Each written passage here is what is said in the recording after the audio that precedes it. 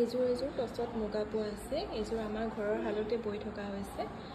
আঁচলটো তেনেদৰে ৰঙা সূতাৰে কাম কৰা আছে। এখন হ'ব চাদৰখনৰ আঁচলটো, মাজত এনেদৰে এটা লতা ডিজাইনৰ এপাহ বুটা দিয়া আছে আৰু মাজত এনেদৰে সৰু সৰুকৈ বুটা কৰা আছে।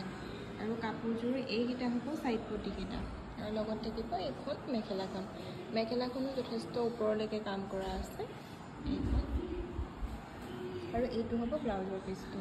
আপোনালোকে এইখিনি কাপোৰ আপোনালোকৰ মনৰ পচন্দৰ কালাৰৰ অনুযায়ী আপোনালোকে অৰ্ডাৰ কৰিব পাৰে। আপোনালোকক যেনেকুৱা ডিজাইন লাগে তেনেকুৱা ডিজাইনতে বনাই দিবলৈ চেষ্টা কৰিম। এইখিনি আমাৰ ঘৰতে বৈ থকা হৈছে। কেনেকুৱা লাগিছে জনাব। আৰু এযোৰ দেখাই দিছোঁ, এইযোৰ টছত এনেদৰে বনোৱা আছে কাপোৰযোৰ। মাল্টি কালাৰ তেনেদৰে বুটা কৰা আছে। এইখন হ'ব কাপোৰযোৰৰ চাদৰখন হ'ব এইখন চাদৰখন হ'ব। আৰু এইকেইটা ছাইড পটিকেইটা ইয়াত লগাই থোৱাই আছে কাপোৰযোৰত। আৰু এইখন হ'ব ইয়াৰ মেখেলাখন।